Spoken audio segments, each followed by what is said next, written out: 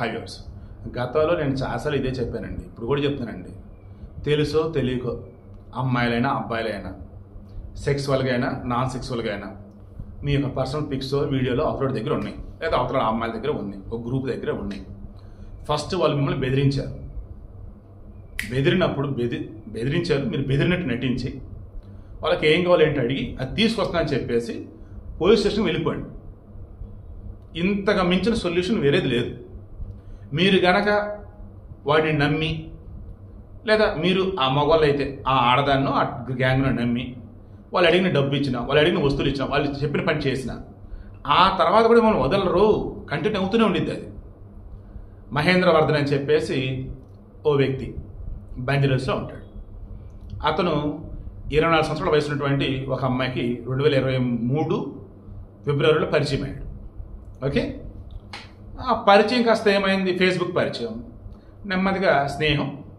తెలిసిందే కదా, ఆడవాళ్ళకి పెళ్ళిళ్ళయి మొగుళ్ళున్నా పిల్లలు ఉన్నా పాపం తెలీదు, ఏదో వెళితే ఏదో ఉండేది పాపం వాళ్ళకి. దానివల్ల మిగతా కొంచెం క్లోజ్ అవుతారు. అండ్ ఆడవాళ్ళని మగవాడు పొగుడుతున్నాడు అన్న, వాళ్ళ మీద ఏదైనా ఇష్టంగా ఏదైనా చెబుతున్నాడు కబుర్లు అన్న టైం స్పెండ్ చేస్తారు. అలా నమ్మి పాపం అవతలడికి ఫోన్ నెంబర్ ఇచ్చింది. ఇక ఫోన్లోనే మాటలు అన్నీ, video calls audio calls like అవుతున్న మూమెంట్లో లంచ్కి ఇన్వైట్ చేశాడు. కొంచెం లావిష్ అన్నట్టుగా, వాడు కొంచెం పాష్ అన్నట్టుగా లైక్ కావేలు. పాపం వెళ్ళింది నమ్మి. ఆ లంచ్ సమయంలోనే ఆమెకి ఇక మత్తు బాడీలోకి ఇంజెక్ట్ చేసేలా చేశాడు. అది ఫుడ్ కావచ్చు, టానిక్ కావచ్చు, లేదన్నప్పుడు దాన్ని జ్యూసో సంథింగ్ లైక్ దట్. ఆమె బాడీలోకి మత్తు వెళ్ళిపోయింది, అన్కాన్షియస్. ఇక అప్పుడు ఆమెను నగ్నంగా ఫోటోలు తీశాడు, ఆమెను రేప్ చేశాడు, ఆ వీడియోలు మొత్తం తీసేశాడు.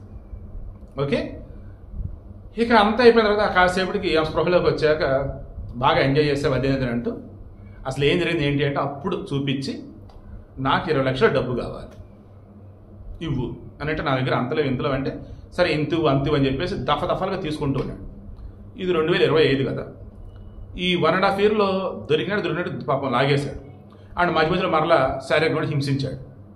ఇప్పుడు బంజరస్ పొజిషన్లో కేసు పెట్టింది. ఏమని, అసలు ఏం జరిగిందని మొత్తం ఎక్స్ప్లెయిన్ చేస్తారు. క్రాస్ చెక్ చేస్తే నిజమని చెప్పేసి ప్రూఫ్లు అన్నీ ఉన్నాయి. దాని అసలు ఈ మహేంద్రవర్ధన్ ఎక్కడ ఉంటాయని చెప్పేసి ఇప్పుడు జల్లెడ భరతను వెతుకుతూ ఉన్నారు. వాడు ఇంకా దొరకల.